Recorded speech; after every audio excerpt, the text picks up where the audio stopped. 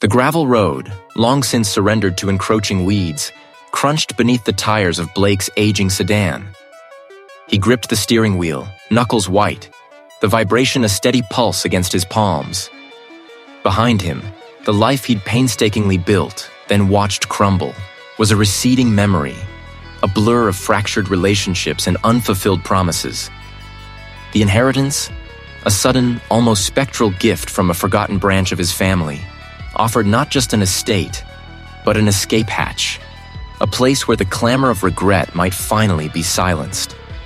He was determined to make it work, to carve out a new existence in this secluded corner of the world, even if it meant confronting the ghosts of his own past in a house that undoubtedly held many of its own.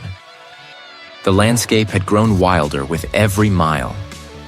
The asphalt had given way to dirt, then to this barely maintained track, flanked by skeletal trees whose branches clawed at the bruised sky. The air thickened, heavy with the scent of damp earth and decaying leaves. Then, through a sudden break in the gnarled canopy, he saw it. To his left, sprawling across a low-lying expanse, stood the derelict factory.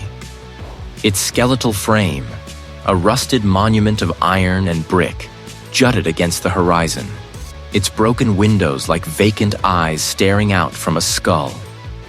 A colossal chimney, leaning precariously, seemed to exhale a perpetual sigh of forgotten industry. The vastness of its decay was startling, a stark, metallic counterpoint to the organic rot of the surrounding forest. He felt a sudden, inexplicable chill prickle his skin, a sense of monumental stillness emanating from the structure. The road twisted once more, ascending a gentle rise, and then the estate revealed itself. It wasn't merely a house. It was a sprawling stone behemoth, partially obscured by a riot of overgrown ivy that clung to its walls like a parasitic skin. Its slate roof, mottled with moss, sagged in places, hinting at decades of neglect. Ornate iron gates, rusted shut and half-buried by thorny brambles, stood guard over a drive that disappeared into a tunnel of ancient weeping willows. A faint metallic tang, carried on the breeze from the direction of the factory, mingled with the earthy smell of the overgrown gardens. He pushed through the gates, the iron screaming a protest that echoed through the still air. The drive, once a manicured path, was now a treacherous carpet of fallen leaves and gnarled roots. As he approached the house, the sheer scale of it became overwhelming. Windows, many cracked or boarded, stared out like blind eyes. The air inside was thick and stagnant, heavy with the aroma of dust, mildew, and something else. A faint, sweet decay, like forgotten potpourri mixed with old wood. Dust motes danced in the slivers of weak sunlight that pierced the grimy windows. He felt a prickle on the back of his neck, a familiar sensation from his old life, but here it was different, sharper. He walked through the immense central hall, his gaze sweeping over peeling wallpaper, tarnished portraits of stern-faced ancestors, and shrouded furniture that looked like sleeping giants. The sheer weight of history pressed down on him, a tangible presence. He pushed open a door to what appeared to be a study, its shelves lined with leather-bound books that smelled of age and disuse. A heavy mahogany desk dominated the room, covered in a thick layer of fine gray dust. He froze, his head cocked, listening. The house remained utterly silent, save for the faint creak of old timbers settling. Nothing. He shook his head, a small, dismissive huff escaping his lips. Old house, wind, imagination. That's all it was. He was tired, strung out from the long drive and the emotional weight of his decision. He told himself it was just the house, the isolation, the sheer magnitude of the task ahead. The first few days were a blur of dust motes dancing in sunbeams and the creak of ancient floorboards. Blake tried to impose order on the sprawling chaos, unpacking boxes, scrubbing away generations of grime, and attempting to coax life back into the skeletal garden. He'd brought little with him beyond essentials and a few mementos, hoping the stark, unfamiliar surroundings would force a clean slate. The estate was vast, its main house a stone behemoth that swallowed light. But it was his now, a legacy he hadn't asked for but felt compelled to understand. He'd set his grandfather's tarnished silver compass on the mantel in the study, a small anchor in the maelstrom of his new reality. He remembered placing it just so, aligned with the faint north etched into the old wood. Yet, the next morning, as he poured his coffee, he found the compass not on the mantel, but on the desk below, its glass face turned towards the wall. He picked it up, a faint frown etching his brow. He must have done it himself, absent-mindedly. Stress, perhaps, or the sheer exhaustion of moving. He placed it back on the mantel, adjusting it with a deliberate hand.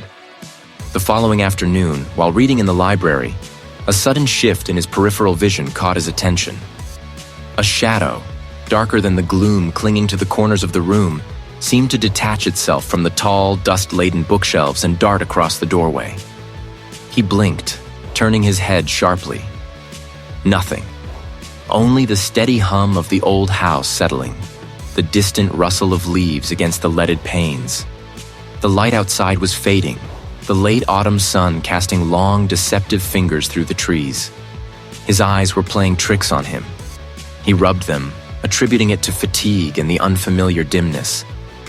But the occurrences became more insistent, less easily dismissed.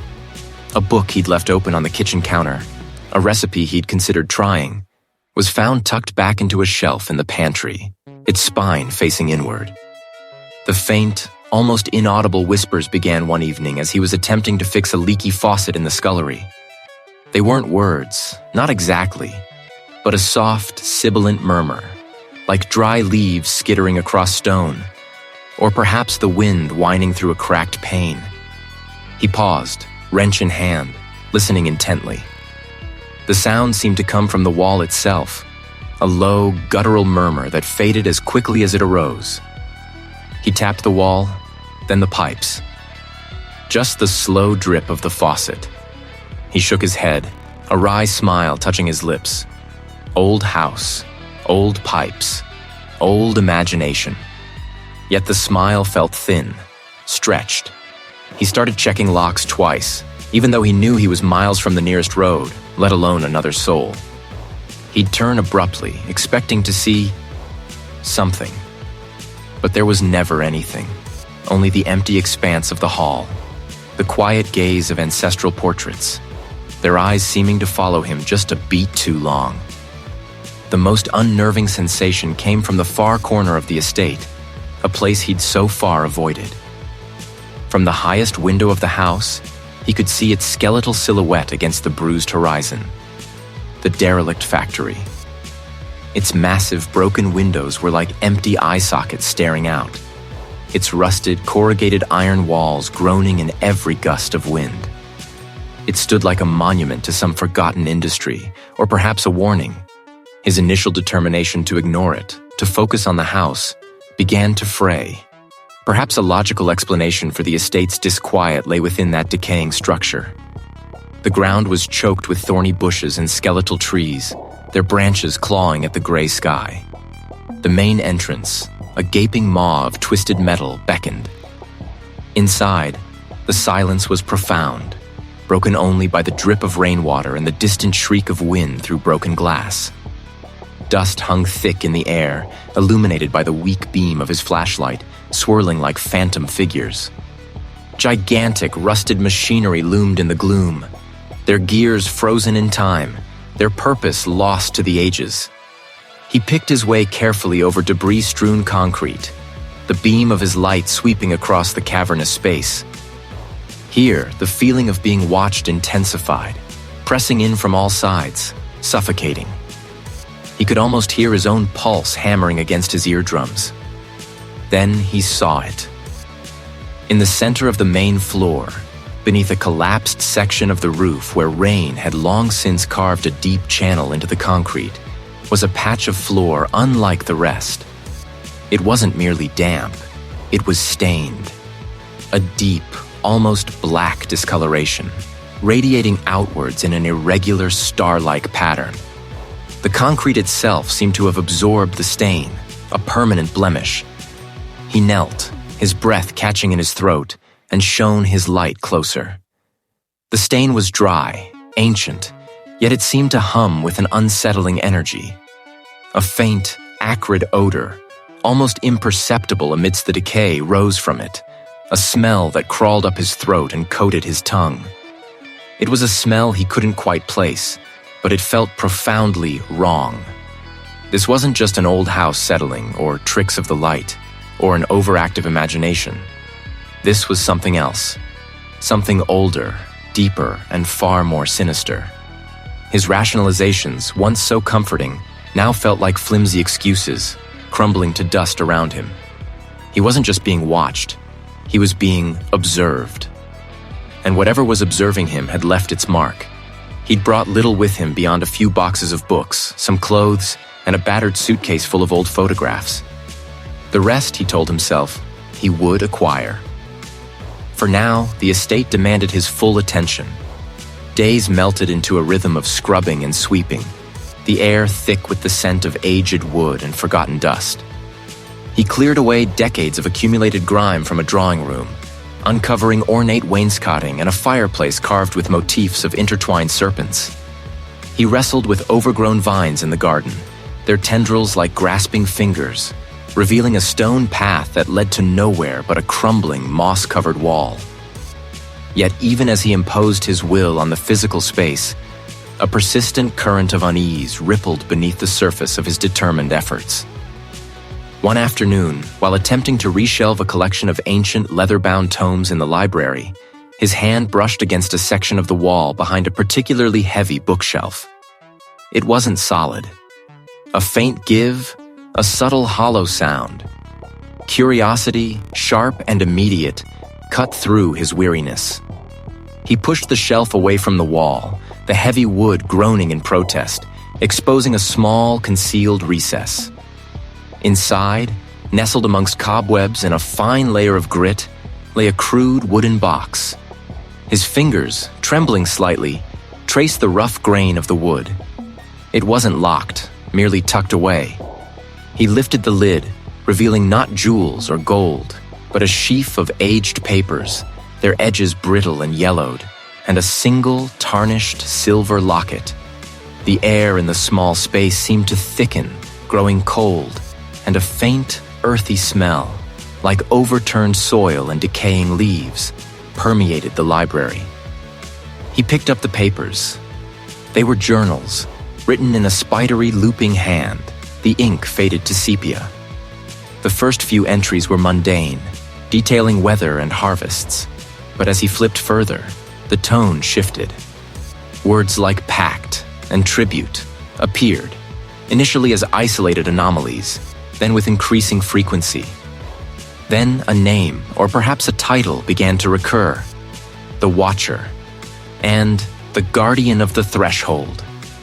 The entries spoke of an ancient presence, tied to the very earth beneath the estate, demanding sustenance, maintaining a fragile balance. One particularly disturbing entry detailed a reckoning that would come if the tribute ceased, speaking of the twisting of mind and matter, and the slow, inescapable consumption. Blake's heart hammered against his ribs, a frantic bird trapped in a cage. He tried to rationalize it. The ramblings of a troubled ancestor, perhaps. He didn't sleep well that night. The quiet creaks of the old house, once dismissible as settling timbers, now sounded like deliberate footsteps, dragging and uneven just outside his bedroom door. The third time, he awoke to find the locket he'd placed on his bedside table now resting on his chest, its cold metal pressing against his skin. He hadn't touched it since he'd taken it from the box. Nothing. The next day, the escalating phenomena became undeniable. He found a teacup, left on the kitchen counter, shattered on the floor, though he'd been nowhere near it. Most disturbingly, as he walked through the main hall, a faint, acrid smell like burnt sugar and damp earth drifted past him, then vanished. He checked the fireplace, the kitchen, even ventured outside, but found no source. The journals lay spread across the library table, their unsettling narratives now seeming less like madness and more like a dire warning. One entry, dated nearly 2 centuries ago, mentioned the old working ground, a place where the veil is thinnest, where the guardian may be appeased. It described it as a place of iron and rust, where the land bleeds black. Blake remembered seeing it on his drive-in, a hulking skeletal structure against the horizon, the derelict factory. He stared at the faded script, his mind racing. He had disturbed something. By merely opening that box, by reading those words, he had drawn attention to himself. The estate was not just a house, it was a cage, or perhaps a living, breathing entity, and he, Blake, was now its latest unwitting occupant. The air grew heavy, pressing in on him. He felt watched, not by human eyes, but by something ancient, something that had waited patiently in the foundations of this land, and was now, finally, stirring. The air thick with the scent of damp earth and something metallic, like old blood on rusted iron. Blake had scrubbed the floors until his knees ached, polished the ancient wood until it gleamed faintly. But the smell persisted, clinging to the heavy velvet drapes and seeping from the very mortar of the stone walls. He told himself it was just the smell of age, of neglect, of a house long dormant. Yet it felt alive, a presence in itself. His initial determination, a fierce resolve to reclaim this forgotten legacy, had begun to fray at the edges.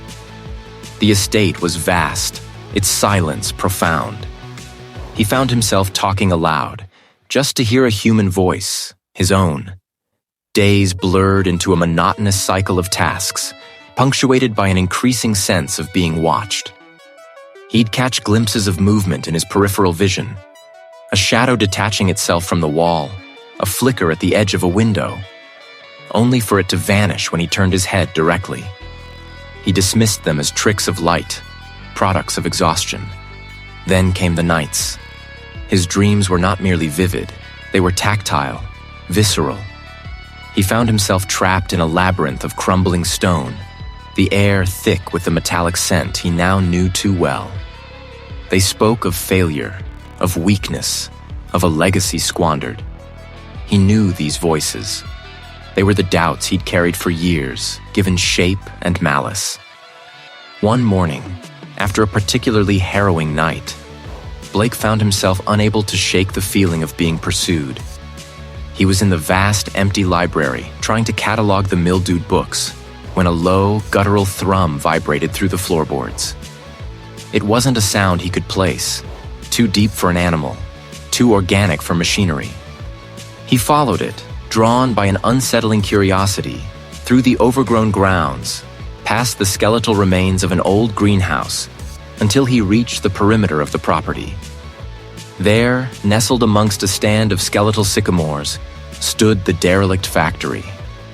Its brickwork was crumbling, windows shattered like vacant eyes, a gaping maw where the main entrance once stood. The thrumming emanated from within, a rhythmic pulse that seemed to resonate with the frantic beat of his own pulse. The air here was heavy, stagnant, carrying a faint, sickly sweet odor beneath the pervasive metallic tang. He felt an intense pressure, as if the very air was pushing against him, urging his back, yet a morbid fascination held him. He took a single step towards the factory, then another. His breath caught in his throat. He stumbled back, a primal fear seizing him. But what was it? His mind, already frayed by sleepless nights, began to buckle. Was he truly seeing things? Was the isolation finally getting to him?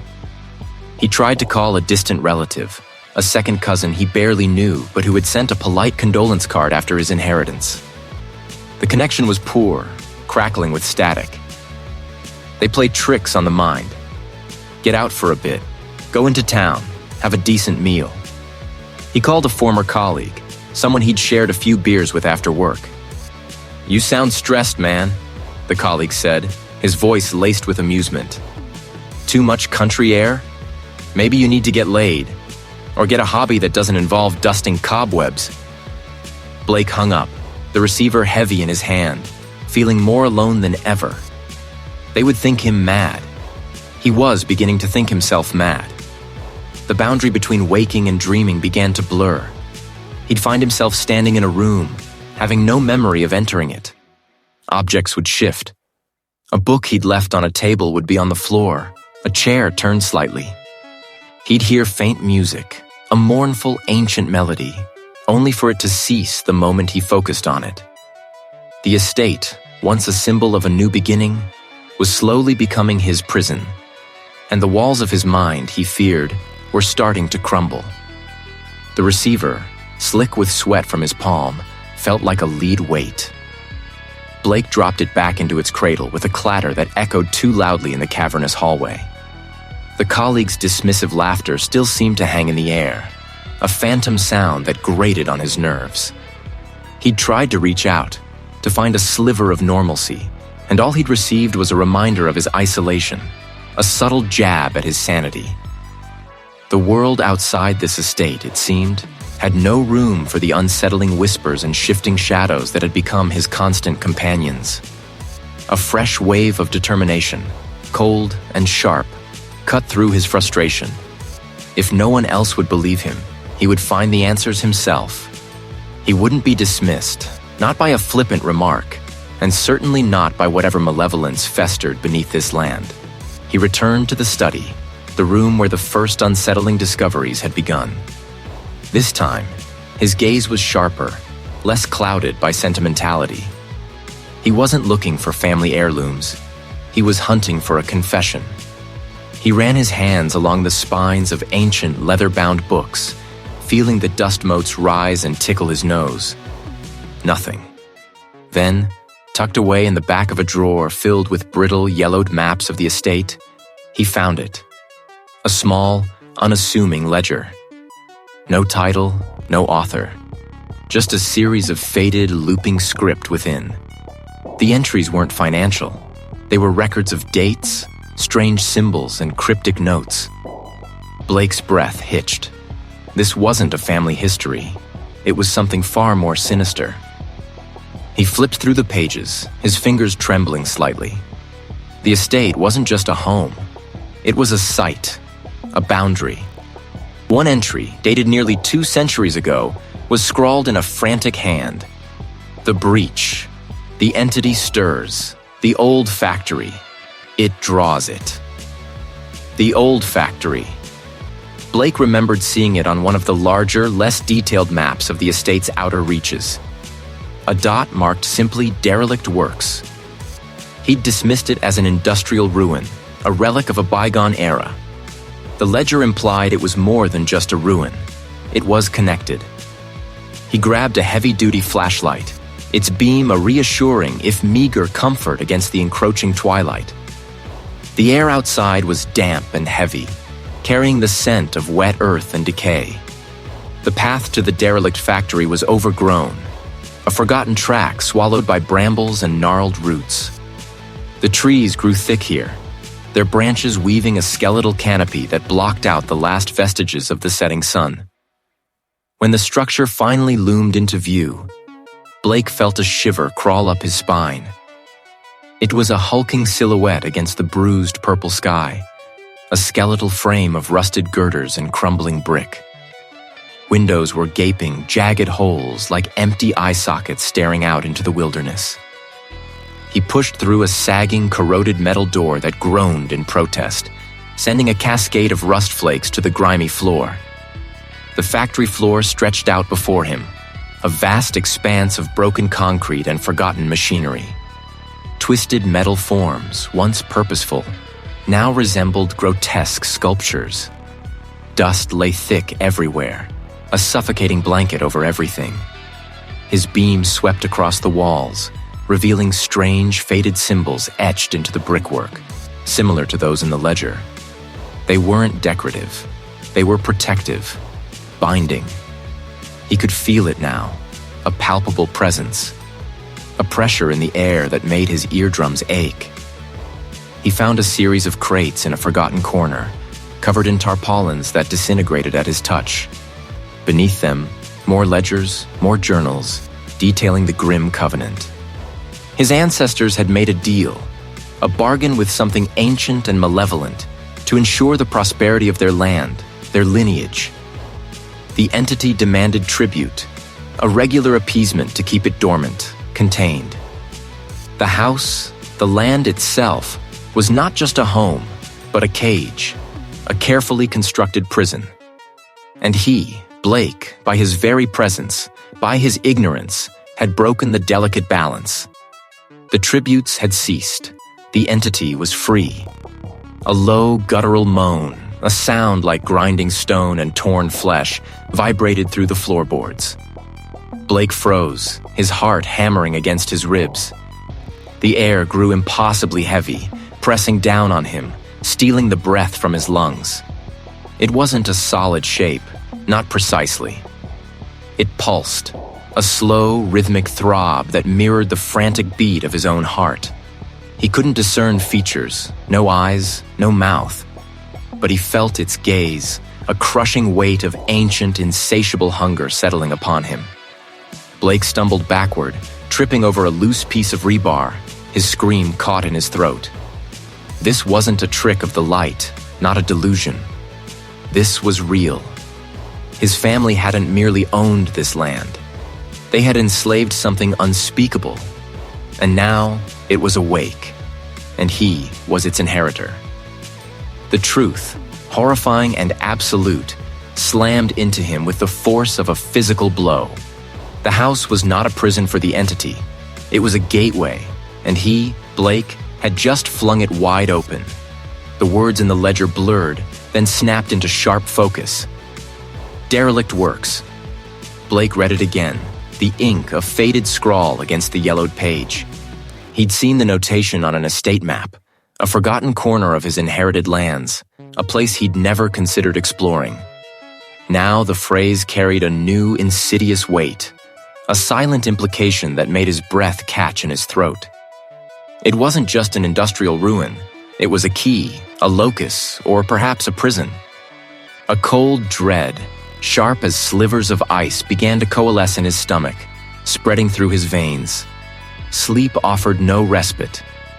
Every shadow in his inherited bedroom seemed to lengthen, to writhe with unseen intent. The floorboards above creaked with a rhythm that wasn't his own, a slow, deliberate cadence that suggested heavy, unseen footsteps. He lay rigid, listening to the house breathe around him, the ancient timbers groaning like a living thing. The idea of retreating, of abandoning the estate and its growing horrors, flickered in his mind, a tempting, desperate thought. But then the image of the ledger, the careful, almost reverent script, solidified his resolve. This wasn't just a haunting, it was a history, a burden. His burden. He had to understand. He had to fight. The following morning found Blake in the estate's dusty, cavernous library, a place he'd mostly ignored since his arrival. Bookshelves, taller than a man, lined every wall, filled with leather-bound volumes that smelled of age, mildew, and forgotten knowledge.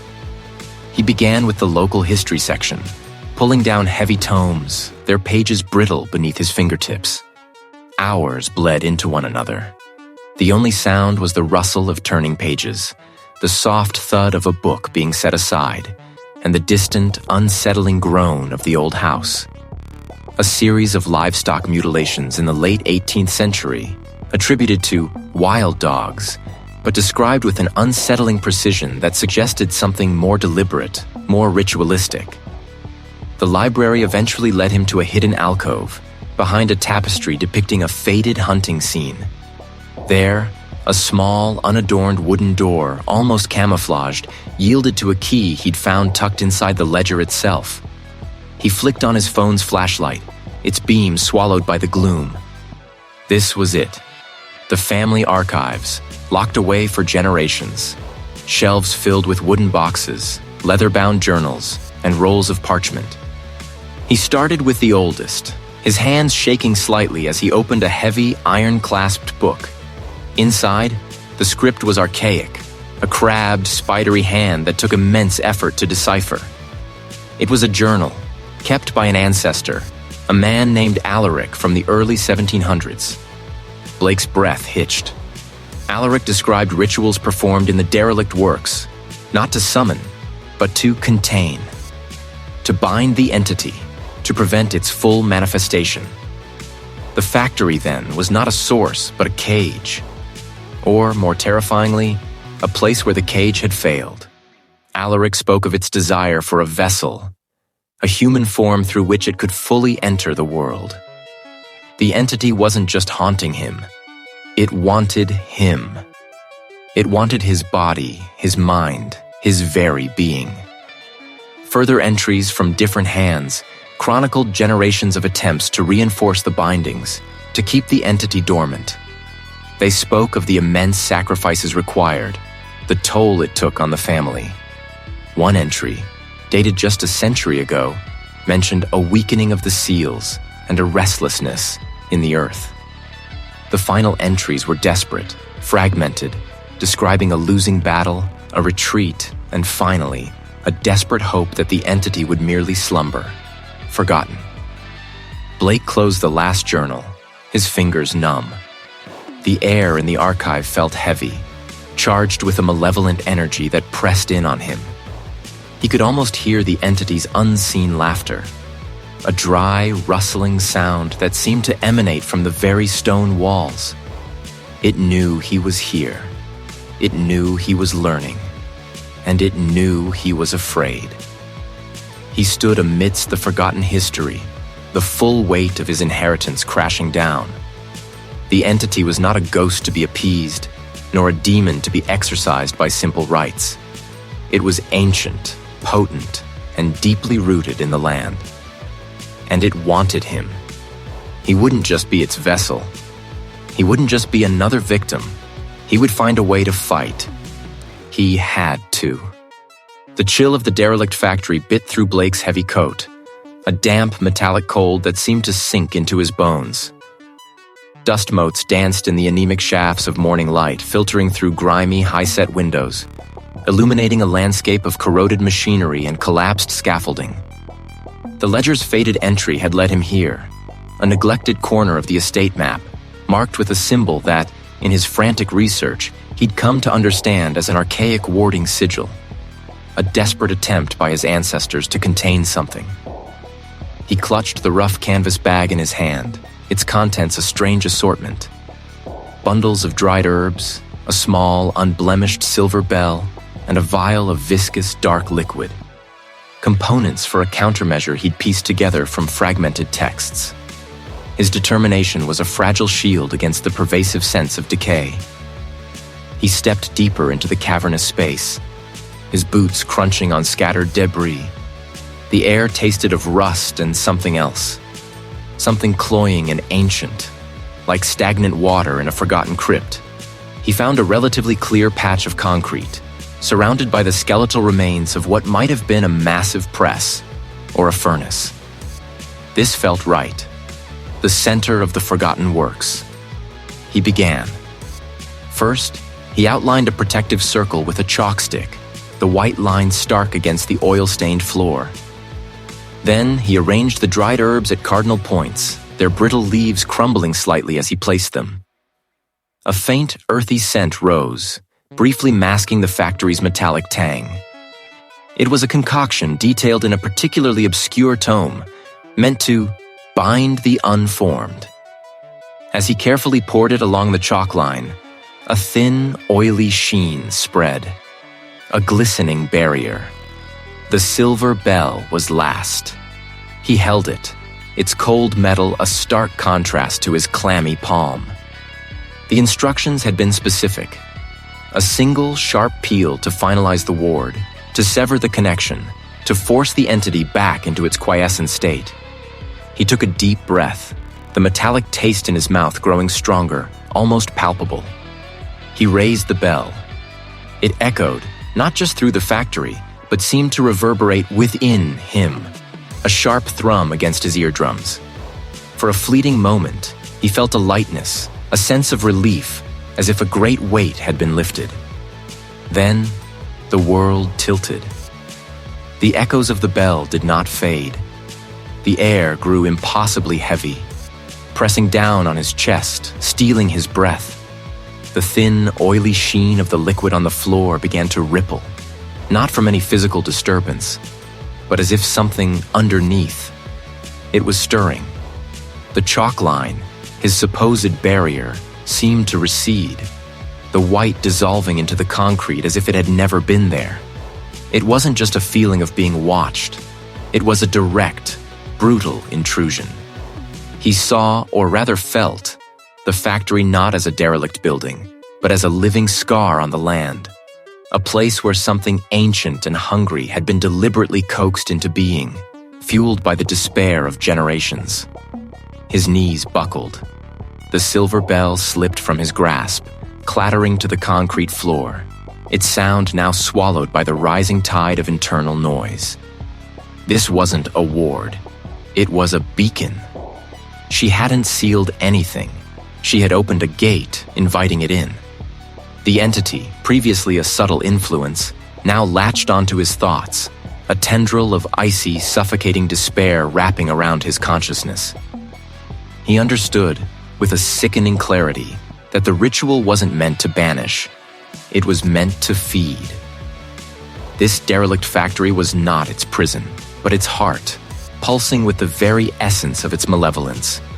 He had just offered it a direct conduit to his mind, a feast. He scrambled backward, his mind screaming for escape. The factory itself seemed to come alive around him.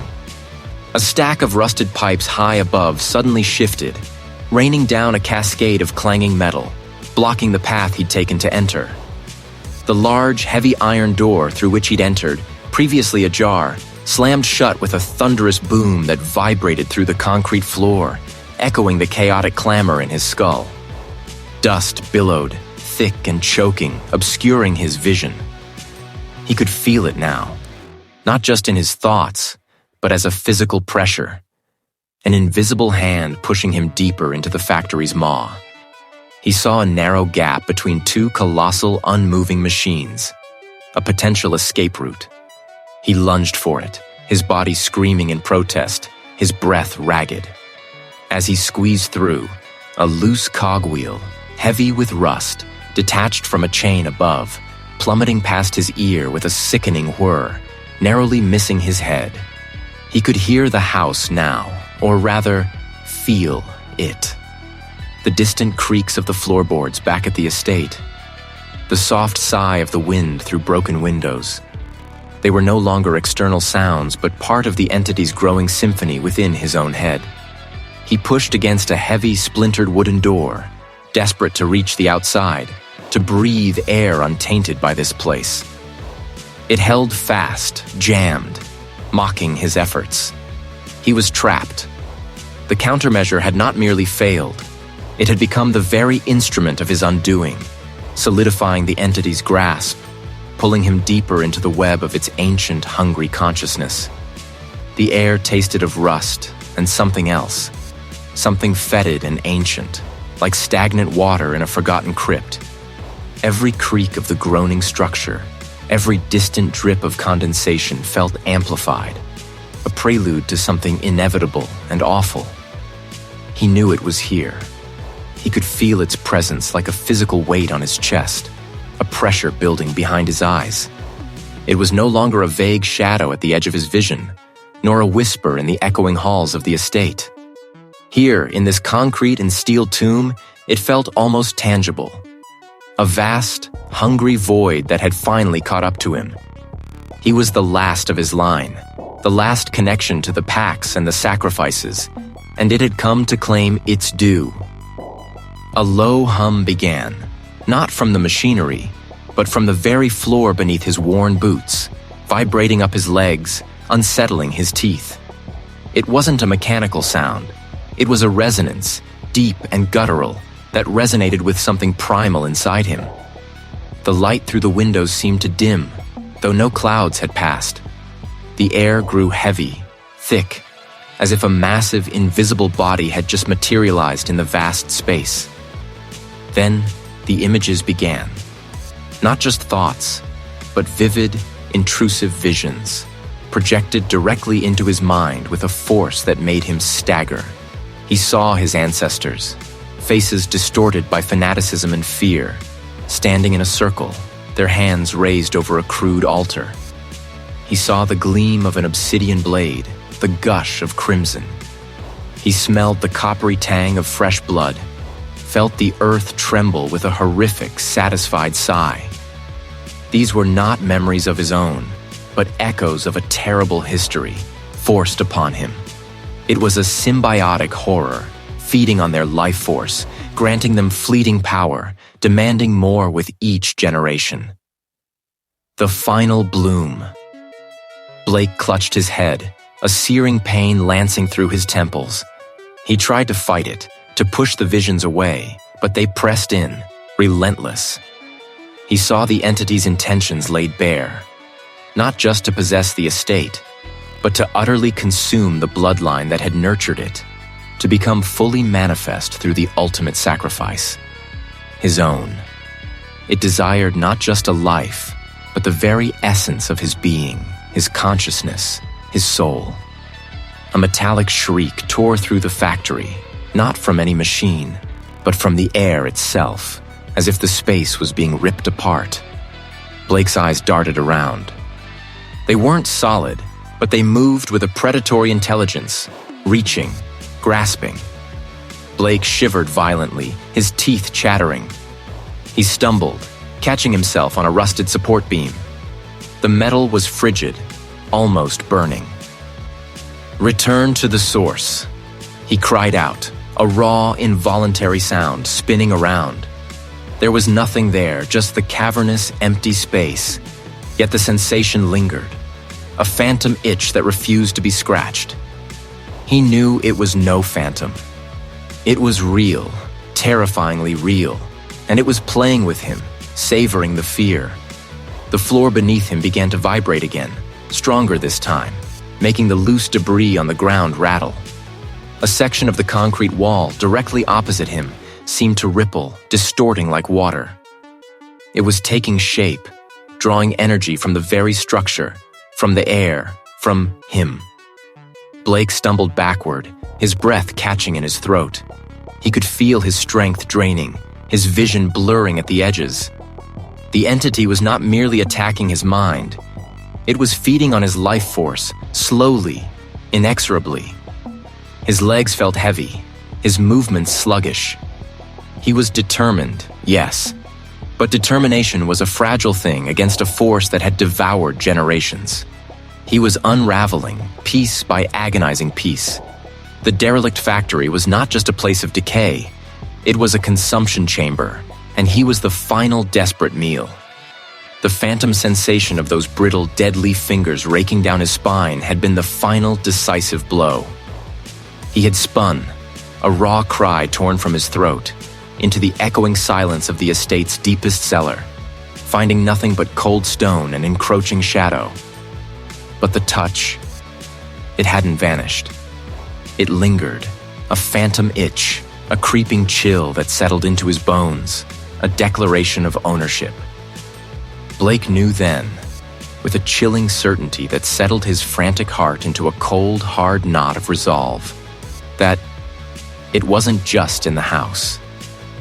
It was in him.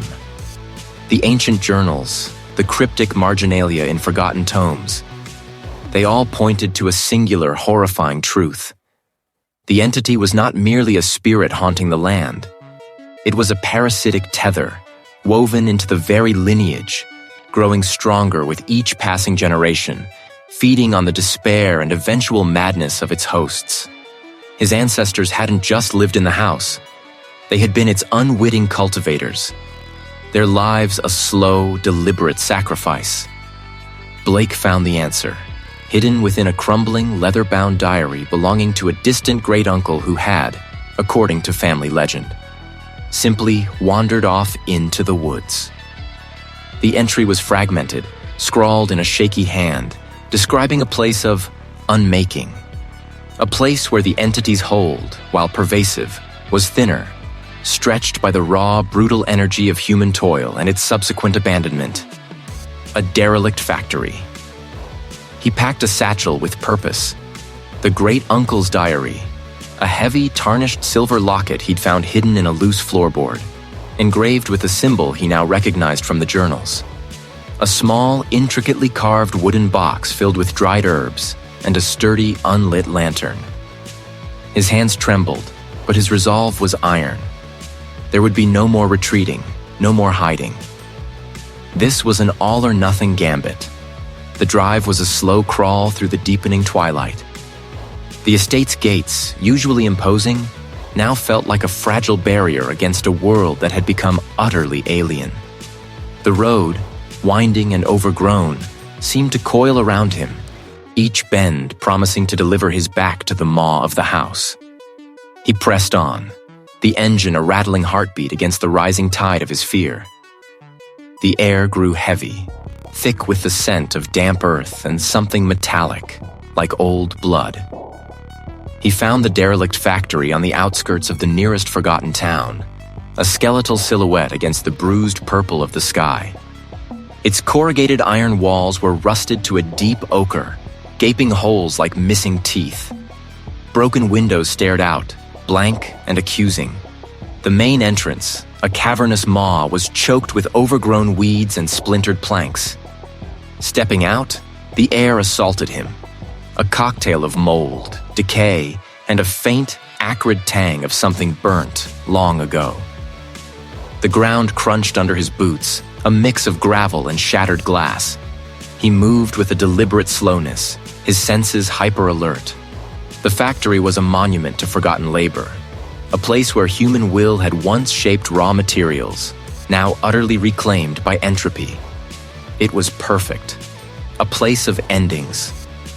Inside, the vast space swallowed him whole. Gantries hung like broken limbs, rusted chains dangled like severed veins. He found a relatively clear spot, a wide concrete slab where a massive press must have once stood. This was it. He carefully laid out his meager implements. The diary, open to the great-uncle's frantic scrawl. The silver locket, its symbol glinting faintly. The wooden box of herbs. He struck a match, the sudden flare of light stark against the gloom, and lit the lantern. He began. Following the precise, if desperate, instructions in the diary, he arranged the dried herbs in a specific pattern, a protective circle. As his fingers brushed the crumbling pages, a sudden vivid image flashed in his mind. Not just the entity, but a seed. It wasn't just in his blood, it was his blood twisting it. Reveal, discovery. The ritual wasn't about banishing an external force. It was about severing a deeply rooted parasitic connection to his very essence. The great uncle hadn't just tried to ward it off. She had sought to cut himself free, even if it meant cutting off a part of himself. He placed the locket in the center of the herb circle, its symbol facing upwards. Then he took a small, sharp knife he'd brought, its blade glinting under the lantern light. His hand shook violently now, but he steeled himself. This was the point of no return. The diary entry was explicit. A sacrifice, not of life, but of lineage. A drop of blood, freely given, to sever the ties that bind. He pressed the blade to his palm. The sting was immediate, sharp, a physical pain that grounded him. A single bead of blood welled up, crimson against his pale skin. He squeezed, letting it fall onto the silver locket. The moment the blood touched the metal, the derelict factory roared to life. Not with sound, but with sensation. The air grew impossibly heavy, crushing. Blake gasped, clutching his bleeding hand, his body trembling uncontrollably. His vision blurred, the lantern light flickering wildly, threatening to extinguish. He could feel it, the entity, enraged, fighting back with every ounce of its ancient, malevolent power. It was trying to break him, to make him falter, to make him take back the sacrifice. He closed his eyes, focusing on the symbol on the locket, on the words from the diary echoing in his mind. the lineage broken, the seed starved. He began to chant, a guttural, desperate sound, the words of the ritual ancient and foreign on his tongue.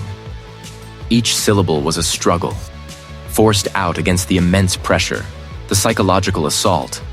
He felt a burning pain in his chest, as if tendrils were tearing at his heart, trying to reclaim their hold. He swayed, his legs threatening to give out.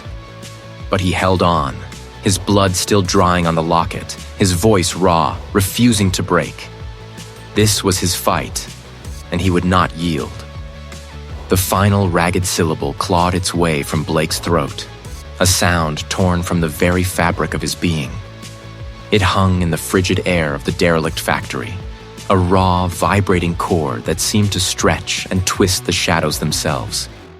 Then, with a sudden violent snap, the immense pressure that had pressed down on him, that had threatened to flatten his skull and tear his mind asunder, vanished. The screams, a cacophony of ancient fury that had filled the space moments before, died into a ringing silence. Blake collapsed, his knees giving out, his body a leaden sack. His lungs burned, raw from the desperate chant, and his head swam with a dizzying nausea. He tasted blood, metallic and sharp on his tongue. His eyes, though unfocused, registered the subtle shift in the derelict factory. A faint, acrid scent, like burnt ozone mixed with wet earth, lingered. He pushed himself up, his muscles trembling, and scanned the vast, empty space. The ritual circle, etched with chalk and ash, was disturbed, parts of the lines smudged as if by an invisible struggle. In the center, where the entity's presence had been most intense, the concrete floor was stained a deep, unsettling black, an unnatural scorch mark that seemed to pulse faintly in the dim light filtering through the grime-streaked windows. It was a scar, a wound on the very structure of the building. He had done it, or at least something had happened. The journey back to the estate was a blur. The world outside the factory seemed muted, colors duller, sounds distant. He moved as if through water, detached from his own body. The estate, when he finally reached it, was not as he remembered it. The grand, imposing structure now seemed to sag, its ancient stones weeping moisture. Several windows on the upper floors were shattered, shards of glass glinting like scattered teeth on the overgrown lawn. The ground felt hungry, as if the land itself had been starved and was now subtly demanding recompense. He pushed open the heavy oak door. The interior was a wreck. Furniture was overturned, paintings ripped from walls, the floorboards splintered. It was as if a hurricane had raged through the rooms, but the destruction was too precise, too personal. It was the entity's final tantrum, a last desperate act of spite before its forced retreat. Or perhaps, before its transformation. Blake walked through the ruined rooms, his boots crunching on plaster and broken glass. He had faced it, whatever it was, and he had survived. But the survival was a fractured thing.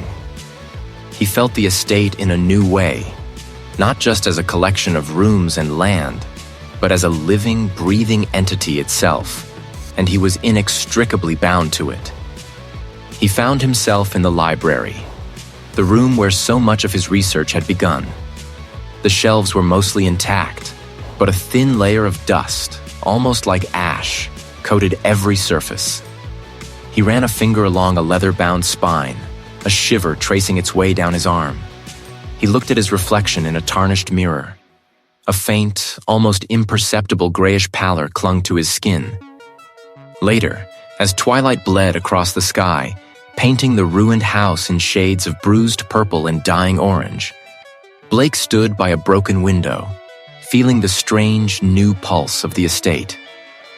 It was not angry, not furious, but something else entirely. Something patient. He dismissed it as the wind, a trick of his exhausted mind. But then a floorboard creaked in the hallway behind him, a sound too heavy, too deliberate for an old house settling. Nothing. Yet the air felt thick, heavy with an unseen presence, a familiar, unsettling hum that vibrated just beneath the threshold of his perception. The entity was gone, he told himself. Banished. He was changed, irrevocably so.